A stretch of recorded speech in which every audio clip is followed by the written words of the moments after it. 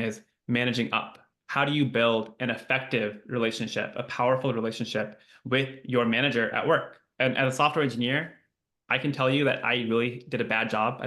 I had no idea how to do this initially in my career, and I did get better. It helped a lot when I became a manager to learn what I would have wanted a good report to do. And I think just having Ethan, who's managed hundreds of people as a VP, a vice president at Amazon across a 15-year career, I believe, at the company. Yep. Um, I think we have a lot to learn from him. So, Ethan, I'll let you give a deeper intro, and thanks for being here. Logistically, what I'll do is I'll monitor the chat to see if any questions are coming up, but I'll hold them and I'll try and grab the ones that are most interesting. After your formal presentation, then I'll ask some of the interesting ones, and then we'll also open it up to Q&A from the audience. This event will end at 6 p.m. Pacific time, so we have about 55 minutes left. Okay, so Ethan, take it Sounds away. Thank great. you for being here. Yeah, let's roll. So yeah, quick bio on me for those who don't know me. Educated as an engineer, bachelor's, master's in engineering. I then spent 12 years in various startups. So I have done the startup journey, albeit a while ago. And then one day, a relatively sort of mid-size Amazon called me. And I say mid-size, it was 10,000 people. I thought it was enormous. But of course, now it's like 1.5 million. So 10,000 seems very small. In any case, I spent 15 years there, going from a senior manager to a director to a vice president, built a bunch of things you probably know, most notably Prime Video. I left in 2020 to coach, to teach, realizing that I preferred to share my knowledge of how to succeed because I saw so many people struggling for reasons I thought were preventable. And I was frustrated that I didn't have a venue to help them within the company, at least at the same scale I do now. So let's jump in. When we talk about managing up, there's a few buckets, and I'm going to start with communication. So we're going to talk about understanding your manager and effective communication. And of course, you might ask, like, why do I have to understand my manager? Like, isn't that what they're paid for, to understand me? Well, a lesson that will apply to a lot of things in your career is there's many, many things that should happen. Your work should be recognized. Your reviews should be fair, etc. If you wait around for the word should to come true, you'll be very disappointed. So I recommend you take action into your own hands. So when it comes to understanding your manager, there's a few tips here, and I'm going to be going relatively quickly through these slides. But basically, you have to understand your manager's communication style. Some people like you to walk into their office if you're in person. Some people like voicemails. Some like emails. Some like a lot of detail. Some want just the bottom line. Figuring that out will make it easier to work with your manager. Same thing, knowing what they like or dislike, their so-called pet peeves, you can ask others if you don't already know those. Having a sense of their strengths and weaknesses. Even good managers have flaws. And then you can also share with them your own style and best environment. You can say, hey, if it's okay with you, I like to work with a lot of space. Or actually, if it's okay with you, I like frequent feedback. So an action to think about is, can you explain your manager's style? Could you do that? To someone else? Do you feel you could do that and do it well, or that you'd be kind of guessing? There are some tools to understand your manager. These are all the different personality tests. But a fun one that, if you've not used it, there's this tool called Crystal Knows. And Crystal Knows is a Chrome plugin that will actually look at a LinkedIn profile or other things and give you a personality profile of the author. And it's pretty good at that. And so if you're wondering, like, how does my boss really think? You don't necessarily have to guess. You can also use some analytical tools based on how they write. By the way, try it on yourself if you have a LinkedIn profile. Your writing gives away a lot about your personality. The last time I ran this, it pegged me pretty accurately. Somebody says there's no senior. Well, this is chat. I'm being distracted. Someone asked if there's a senior director level in Amazon. I'm going to close the chat window so I don't get distracted, but the answer is no. They've left it blank for all these years. So anyway, back to the talk. So there's all these different tools. Some companies use personality tests internally, and many managers have taken them. If you want to have an interesting discussion with them, you can ask them if they know their Myers-Briggs type or something else.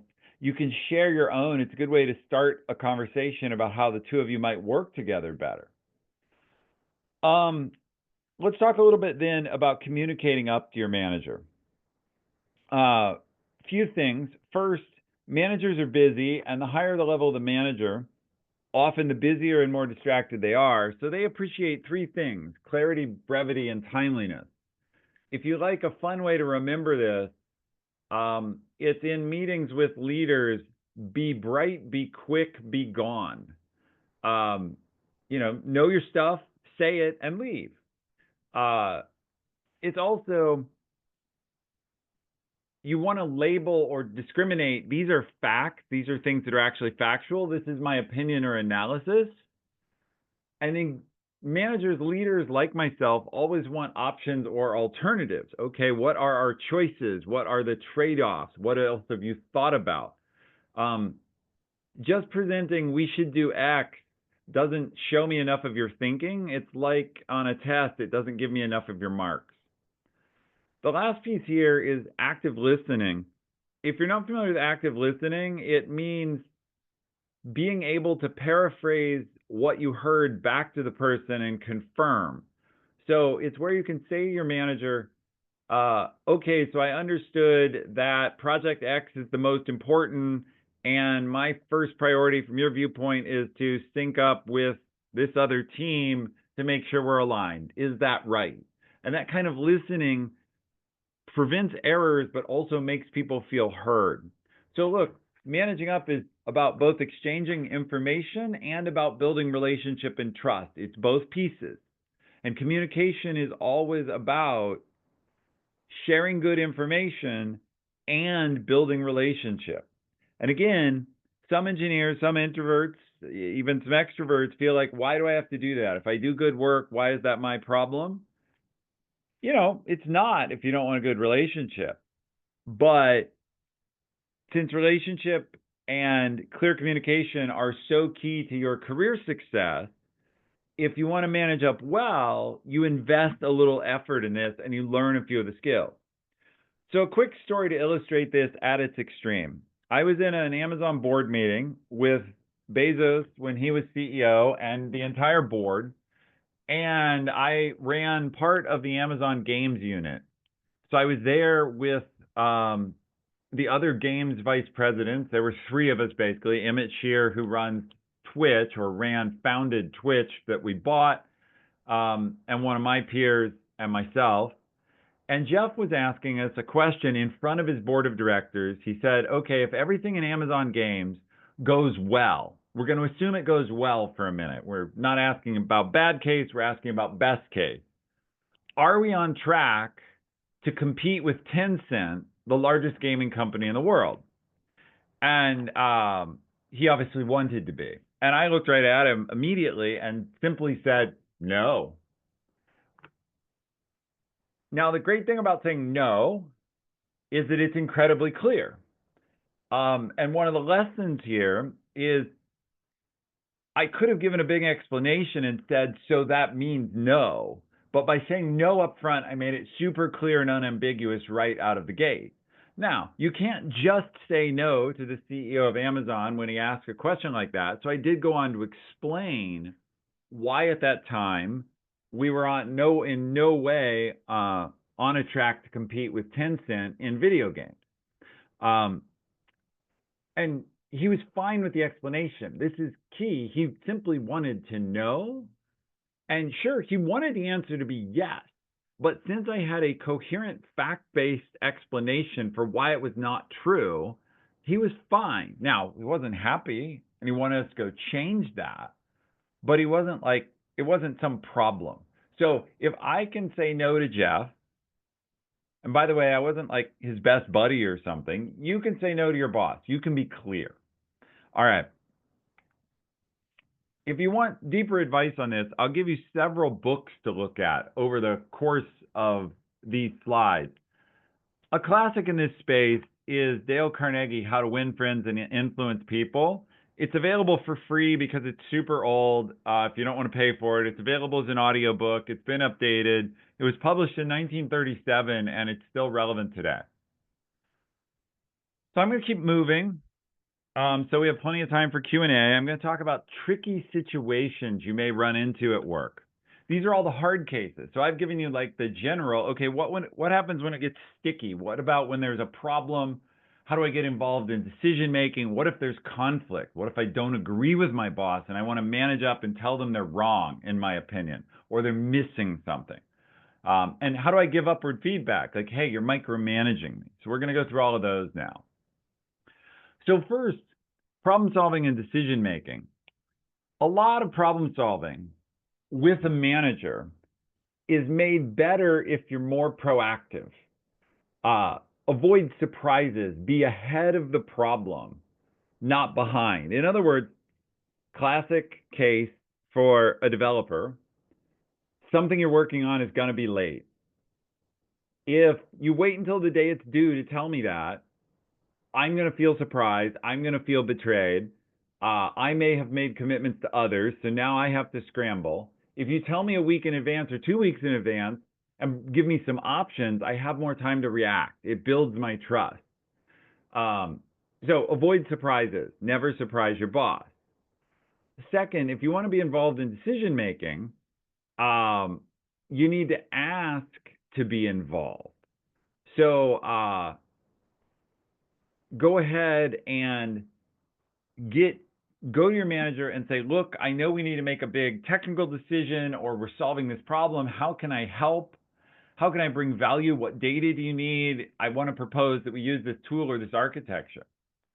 Now, another thing that may not seem fair, but I'm not here about fair. This is really important. I'm only here to make you effective. I don't care if you like it or not.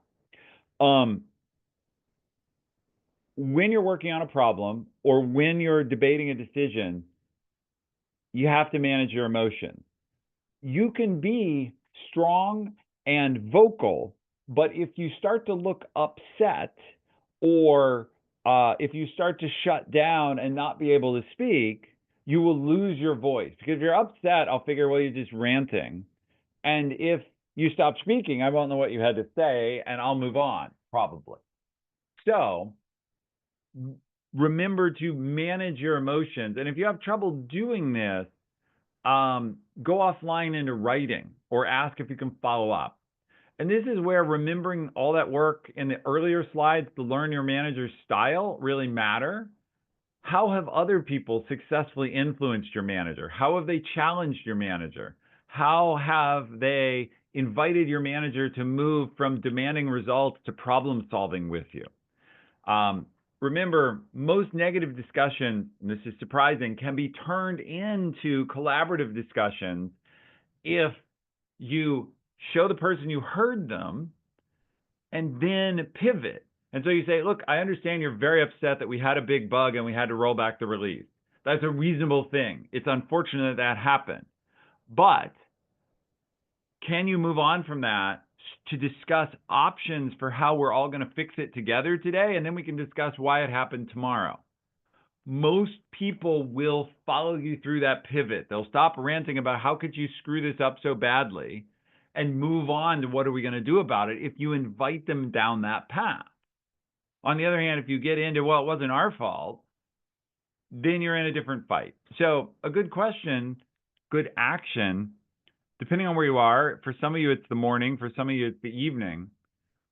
What can you do proactively, either still today or tomorrow, to get ahead of a problem on your team, if you need to? Now, conflict resolution. Conflict resolution is essentially when problems have gotten worse, right? It's an extreme case of problems and decisions. So again, in a conflict, the first thing is to try to understand, to ask more questions and make sure you understand what's going on. Because often conflicts are either partially or entirely misunderstandings. The other piece is when a conflict begins, conflicts can mean the two of us disagree, or it can mean the two of us are arguing. Again, arguing is not usually positive. Disagreeing, where you remain calm, you pick a good time, you may have a third person in the room who can help facilitate, and you've built relationship trust in advance, you can talk about very hard things calmly and get somewhere. If you lose track of that, generally managers, particularly less skilled managers, don't want to be publicly humiliated. And so they will shut you down to show that they keep control if you get emotional. I would also say know when to quit or compromise. Sometimes the right thing to do is say, sure, we'll do it that way. Engineers are taught all through school that there is a right answer and it's important to be right. I agree with that. However, there are also different solutions to problems, all of which can work. And not every hill is worth dying over because you believe in a particular architecture. So, a couple quick things. Most managers have a weakness that under stress, they revert to some less functional management style. They freeze up, they blame, they ask for a lot of details. Each flaw is different, but knowing what does your manager do under pressure? The last time they were under pressure or there was a big problem or conflict, how did they handle it? They probably will handle it the same way. If you've seen them in a conflict before, then you have no right to be surprised or blindsided by whatever it is they do. Instead, you can anticipate it coming and say, okay, I know my boss freaks out when it looks like we're going to miss a schedule for their boss. I have to tell them bad news. How am I going to manage through that? How am I going to get in front of the problem that's obviously coming? Now, another story. When I was working at Amazon Games, same time I was presented to Jeff in the previous story, I actually had two different vice presidents at the same time, one within Amazon, one within our subsidiary Twitch, and I was managing a couple hundred people for each of them. This is a super abnormal leadership structure, which most people would never let happen. But I wanted to do the job this way, and I convinced both VPs to let me. Now, I did that because the work that needed to be done both within Amazon and within its subsidiary overlapped, and that was us building Prime Gaming, the gaming pillar of Amazon Prime. The point is, though, I had to keep not one, but two actual managers happy when I managed hundreds of people for each of them. I managed to do this for about 3 years. Then their priorities started to conflict with me in the middle, and I had to get out of that role. But the point is, if it's possible to manage two different managers at once, you can manage one well, even when they're in a conflict. And I can talk more about that if we get to Q&A and you want to know more about it. Eventually, I did run into a conflict I couldn't handle. And at that point, I didn't choose sides.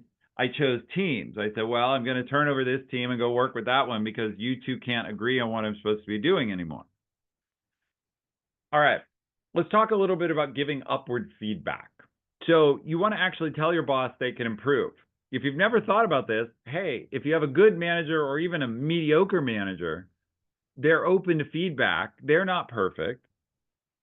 This is similar to conflict resolution, though. It's a sensitive topic, and you better have a good relationship, right? If you just had a fight with your boss, then also telling them that you'd like to give them some feedback probably isn't going to go that well. On the other hand, if you're a top performer, and you've built a little bit of a personal relationship with them, you can pull them aside and say, can I share something that would make my job easier or that would really help the team?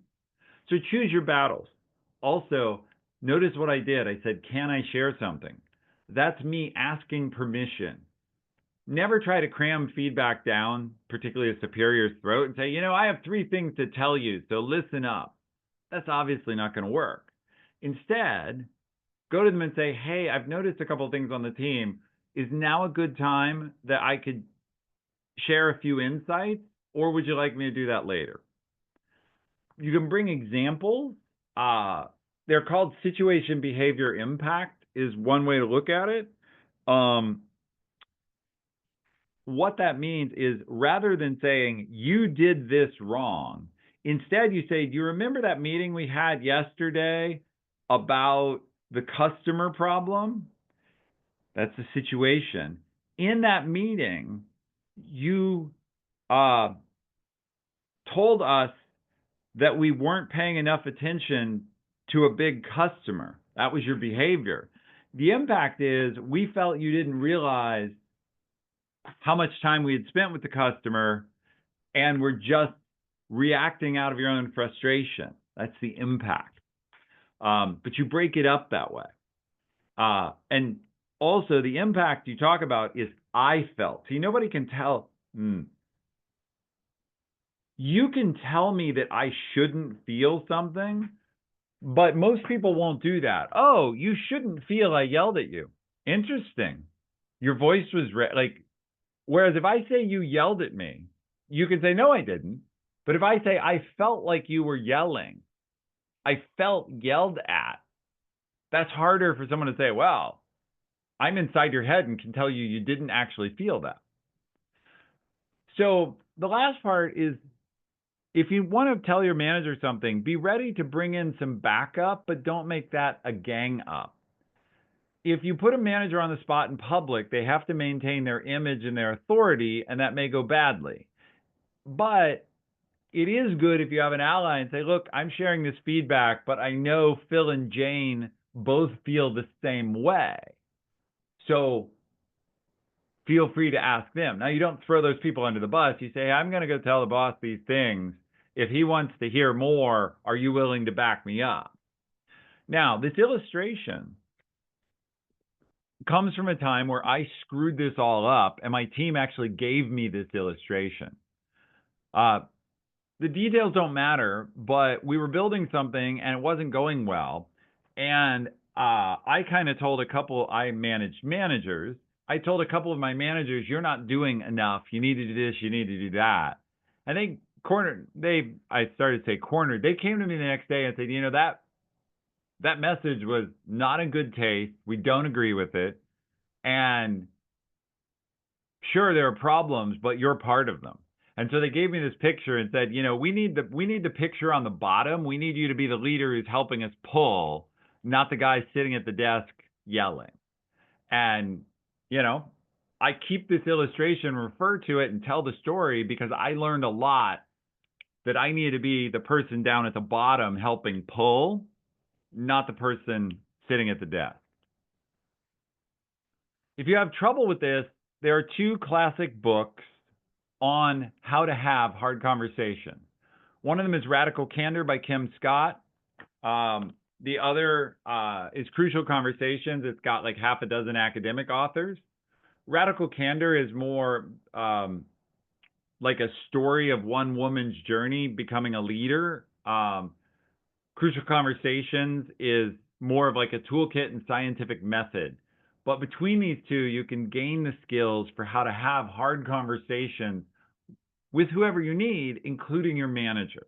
So if you haven't read something like this, consider it.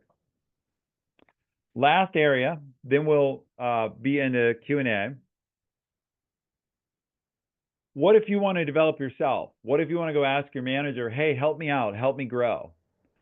So I want to get good feedback from you. So some of these rules you may know, but ask for feedback more often than your annual review. Don't just wait until your annual review and be surprised. At the same time, don't nag. The right cadence here is ask every 2 to 3 months, I think, or when a big project completes. hey, Project Foo just finished. How did that go? I think I did X and Y well. I could have done Z a little better. Do you have other feedback for me? You have a conversation like that.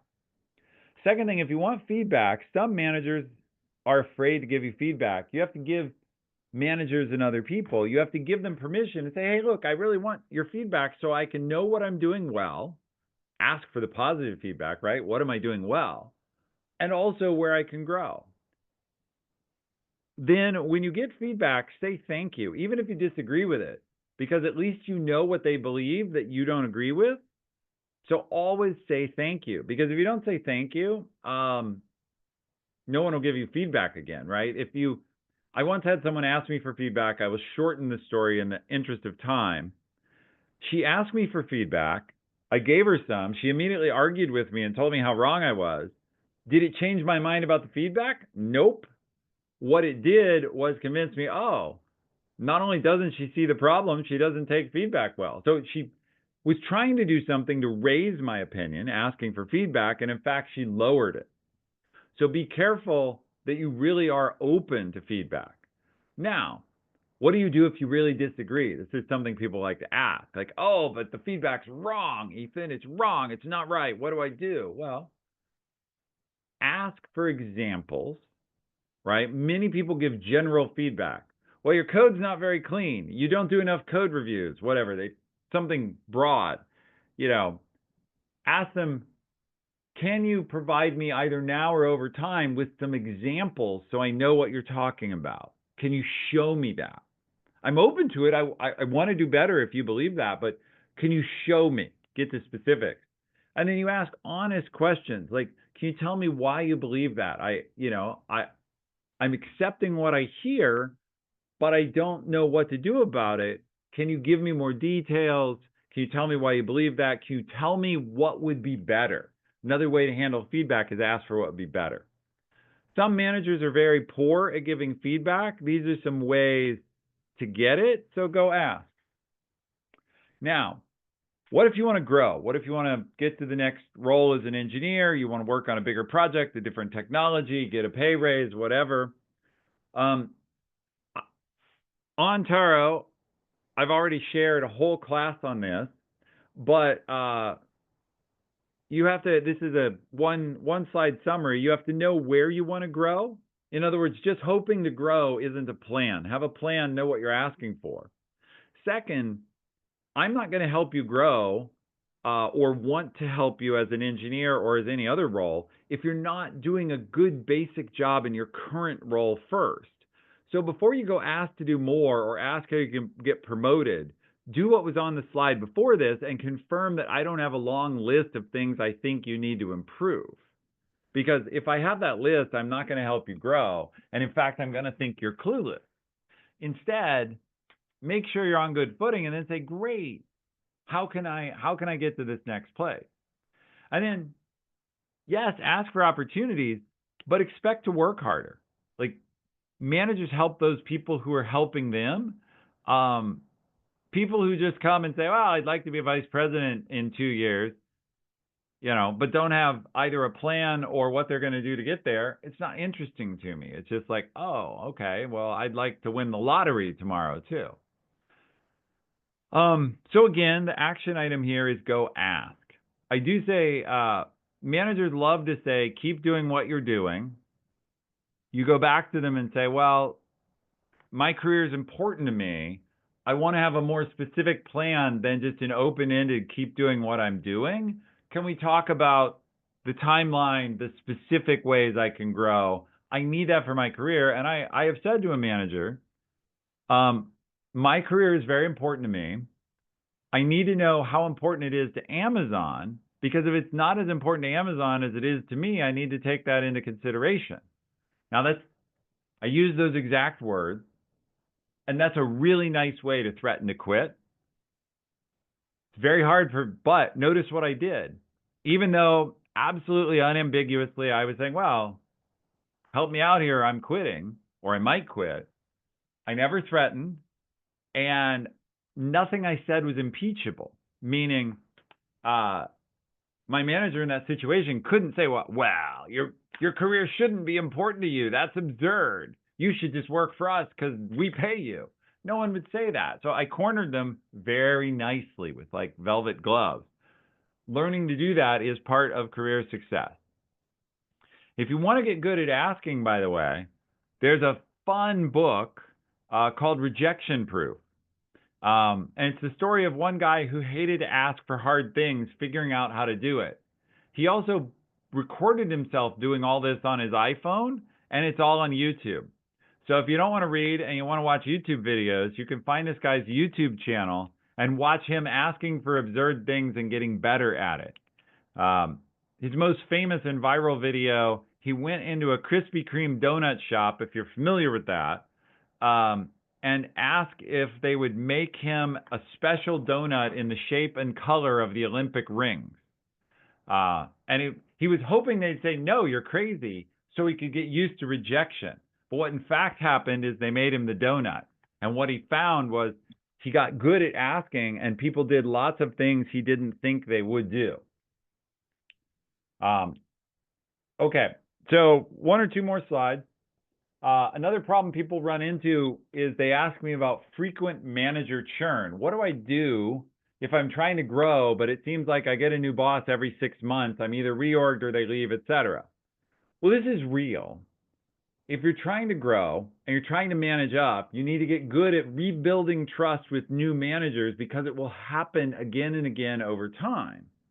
So expect to repeat the process of assessing style and earning trust.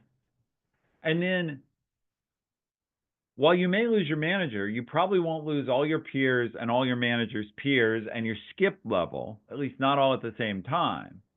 And so, to keep your career moving, you build relationships with all of those people so that the manager is surrounded by people that like you and will say what a great employee and hard worker and brilliant mind you are.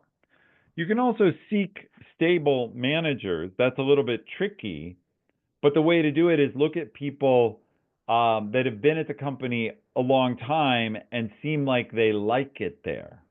New managers are more likely to depart. So with that, a quick summary. I'm not going to read it all to you because I think we should go to Q&A. But these are some of the points we talked about. And if you want to find me, I know Rahul put my LinkedIn in chat, so we can use that as a way to find me. And so with that, I'm going to stop the share. And Rahul, if you want to MC questions, I'm available. Yeah. Perfect. I appreciate all of the brilliant insight, Ethan. I actually am going to drop 3 links in the chat. One is the course that Ethan mentioned about managing up. This is hosted on Taro, and it's one of the top rated courses we have. So we'll encourage people to check it out. LinkedIn is, I think, the most prolific platform that you're on. Ethan, I think you post almost every day, which is a lot of good stuff there. And then Substack. I think there's also a growing community of people following you on Substack. So I would encourage everyone to follow all 3. Is there anything else that you want to point people to? No, I just say Substack is where I go deeper. You know, LinkedIn is limited to 3,000 characters. So there's only so much you can do, and I go deeper on Substack. Perfect. Okay, so here is what I'm thinking in the next 15 minutes or so. I have a couple questions I pulled out from the chat that I thought were really good. And then after I ask those, then we can open it up and let people in the audience unmute and ask a question directly. Okay. Have at it. So the first one I wanted to ask is, I think a really critical part of building that relationship with the manager is a one-on-one. You know, hopefully a weekly or bi-weekly half-hour session with your manager. Can you share high-level 2 or 3 tips on how to have the most productive one-on-one? Absolutely. Number one, you don't want your one-on-ones to be only status. So neither should you plan on using them only to talk about what you've done this week, nor if that's what your manager always wants, which is, oh, tell me what you've done. Tell me what problems you're facing. Do you want that to be everything? For one reason, that can all be written down. So the 2-piece action that comes out of this is, first, if your manager likes a lot of status, send them that offline in advance and say, hey, I wrote everything down so that we can talk about some other stuff. I wrote the status down. Second, take an agenda, or even better yet, send them a short agenda and say, this week I'd like to talk about how, you know, my problems with project foo, or my next step in, learning this particular engineering discipline, or whatever it is you want. But what makes a lousy one-on-one is if you come in and look at me as the manager and are like, okay, I'm here for my meeting, and have nothing on your mind.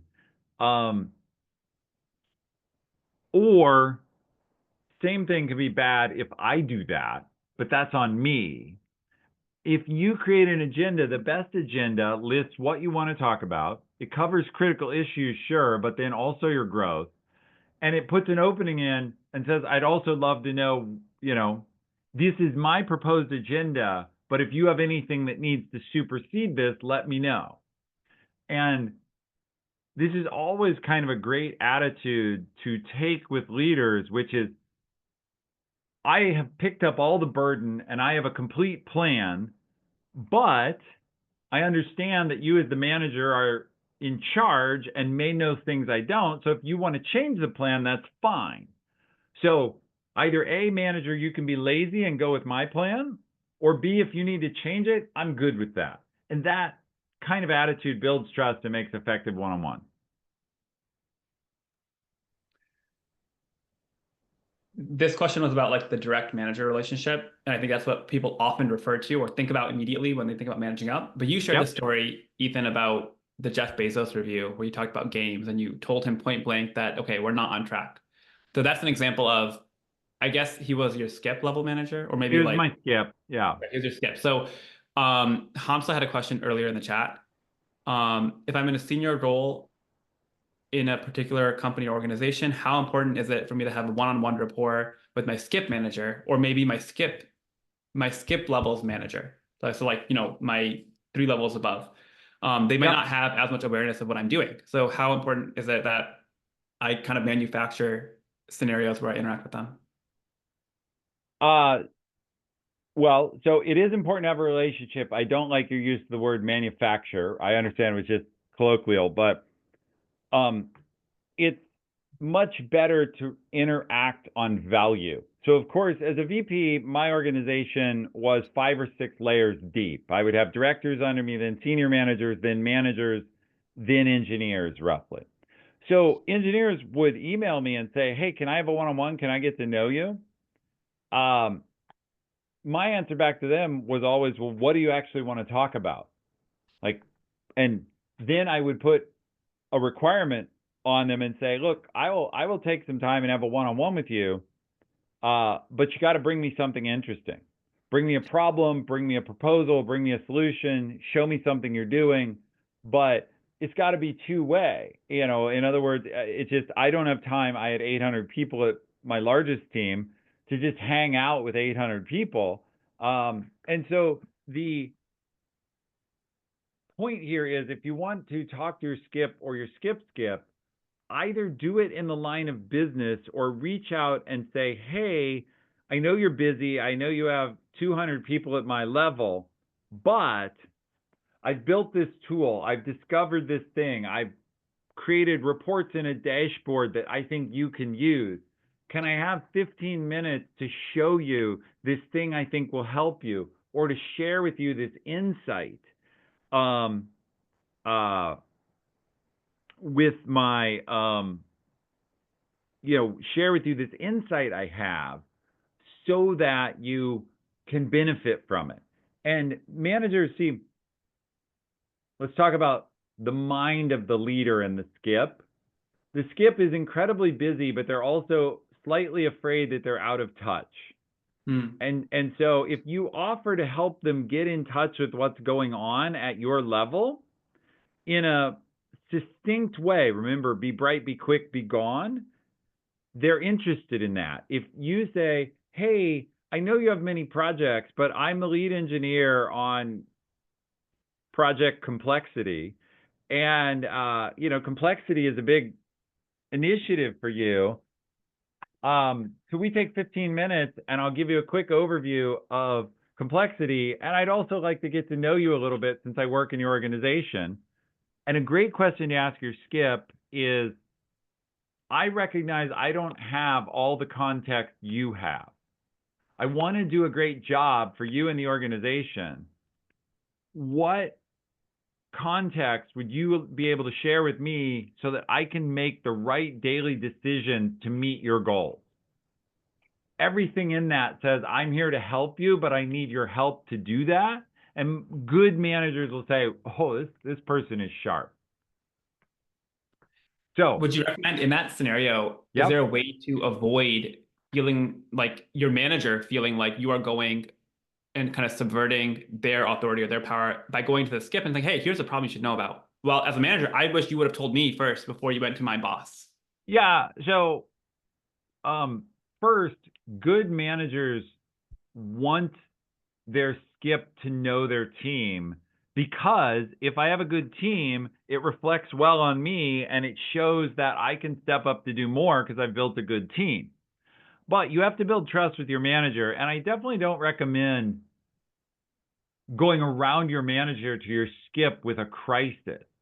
That should go through your manager. But when I talk about a problem or an opportunity, etc., I would literally go to my manager in a case like that and say, hey, we both want me to build a good relationship with your boss, my skip, because we both need that support if you're going to rate me well. We both need that support for you to be rated well. We both need that support for you to promote me. So let me take him this thing that I'm working on. But I'll show it to you first. I'll tell you what I'm going to say. And you make it a team effort like that. Now, there are managers for sure who are like, never talk to my, what? You don't talk to my skip. I ran into this. I switched under a different leader at Amazon. And that leader really didn't want me to talk to Jeff. They felt it was their job to throttle communication so Jeff's time wasn't wasted.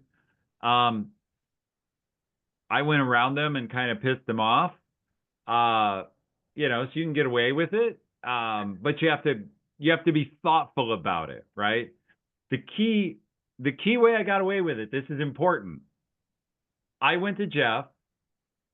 Jeff replied to me and copied my boss because I had not copied my boss. And I had not copied my boss because I knew my boss wouldn't want me talking to Jeff. But my boss then weighed in and said, oh, you don't have to deal with this. I'll deal with this with Ethan. And luckily for me, I had made a good call. Jeff said, no, I want to have this meeting. And so basically, my boss was screwed because Jeff told him, no, get out of the way. I want to talk to Ethan. Now, that was me for sure being a little salty and handle with care. That particular manager frustrated me, and I felt stifled, and I was willing to take a chance and see what happened, and I rolled the dice and won. But that was a measured gamble, and maybe what's the saying? Don't try this at home. So Yeah, I like it. I'm glad it worked out for you. yeah, I have one more, and then we can open up to audience Q&A. But there's one sure. question that came up earlier in the chat, which said, I'm given some work that I don't find very exciting. I don't think it's related to the highest priority project or development at the company. How can I politely tell my manager I don't want to do that work? So I think, Ethan, you're really good at phrasing and using words effectively. So what would you say to this person? So I am going to give you some phrasing for that, but I'll first tell you my dirty boss trick that I always used when I got this complaint. People would tell me, oh, this work is boring, it's not challenging. And I would say, great, automate it. If it's so simple, build a tool, automate it, streamline it. And then they would start telling me how difficult that was to do. And I would say, that's interesting. It sounds like automating is a really hard challenge. So just be aware, like, not all managers are complete idiots, and we can play the game both directions. But what I would do in this situation, how I would advise the person who asked the question is, I would say, first, I would go to your manager and not immediately complain about the work, but instead say, you've asked me to work on whatever it is. Can you help me understand what the end goal is? What are we trying to accomplish? What is the business value? Why is this work important? And then have that discussion. Remember, I talked about active listening. Be able to paraphrase back to them and say, okay, so you feel that it's really important we have these deep reports on our server load because of whatever reason. I've been thinking about our overall priorities, and it doesn't seem to me that that's our biggest priority. If that's still true, maybe they've convinced you. In other words, the point is maybe their answer will tell you something worth knowing that will change your mind. The second thing is, you can then ask them about working on other priorities. But the third thing and the hardest reality, and the thing to say is, look, sometimes there is shit work to be done on teams, and I need someone to do it. And so the conversation to have, without using the word shit necessarily, depends on your relationship with your boss, is, look, I understand you need this low value work done. I will get it done, but I want reciprocity. I want to go do higher value work next. So can we have a clear agreement that I will go bust through this crappy work, but then I'm going to get to do something juicy, and I want to work on this. And so if I bust through this and get it done and I'm your reliable person, are you going to reward me? And if not, right, good managers will be like, yeah, that's the deal, right? Everybody takes their turn, cleaning the bathroom, as it were, and then you get to do the fun stuff. If that's true, you build that relationship that says, look, when needed, I will do whatever is needed. But I also care a lot about my career, and I'm not only going to clean bathrooms. So how do we balance that? And that's the discussion to have, is I recognize that you need this done, but I don't want to be only doing this. How do we work that out? So have a help first, get rewarded later, and then in the end, you have to not be afraid to quit. In other words, some teams and some managers aren't good work. And somebody has to do it, but it doesn't have to be you. All right, open season, bring on the audience questions. Okay, and there's a lot of good questions in the chat. Here's what I'm thinking. To kind of, we have time for maybe two. I would love to prioritize people who have the courage to, unmute and say it to Ethan directly. I feel like it'd be kind of fun to have a bit more interaction. So if you're open to doing that, could you just please raise your hand in the Zoom, and then I can unmute you. Okay, yes. Achyut, you can go ahead. Yeah. So my question is that manager churn is real, and sometimes reorgs change the leaders quite a bit. And you do have some leaders that you work well with and you like their style. And although they might go to, for example, I work in machine learning, and they went to applied sciences, not really ML engineering anymore. Should you follow them around? Should you try to apply internally and move? Generally, following good managers is a great idea. Managers have so much influence on your career. 70% of people quit. When they quit, if you ask them a couple of years later, they may say, oh, I quit for more pay or because my spouse moved or whatever. But if you go back and ask them a couple of years later, 70% of the time, the reason someone quit, they didn't get along with their manager. At the same time, managers control the strings to promotions and everything else. And so obviously it matters, where did your manager go and what type of work are they doing? But in general, I would rather work for a great manager on a marginal project than a random manager on a great project, usually. Now, lots of details in that, but I would bias towards the person, because you spend more time with this person than anyone in life but maybe your spouse, and even maybe more than. So have a good relationship. Okay, next. All right, let's do Vaibhav. Yeah. Hi, Ethan. I would like to ask you something as a follow-up question to the fact that, when you say that you disagree with the feedback your manager just gave you and you ask for examples, what if you disagree with the examples, asking that, this is what is the best I could have done at this point of time to unblock the project. And your manager says, no, you should have done this. For example, my manager said that even though you worked on really tight deadlines, you should have ensured that the code quality was better. And I say that this was the best code quality I could come up with within these tight deadlines. How do you disagree with that? Yeah. So there's a couple things. The first is I'm going to challenge you and everyone listening. Remember, nobody likes to hear that their work isn't good, and we all tend to push back on it. So the first thing to really think about is, could I have done better? What do other people think? Is my manager the only one with this opinion? Because often we need to be kind of clubbed over the head before we admit where we can improve or we could have done more. So my only caution to you there, and in all cases for everyone, is remember, usually your manager is trying to give you valid feedback. Try to think about what could I have done. That said, in a case where you get examples and you still don't agree, then the question you have to think about is, first, you can talk to your manager and say, hey,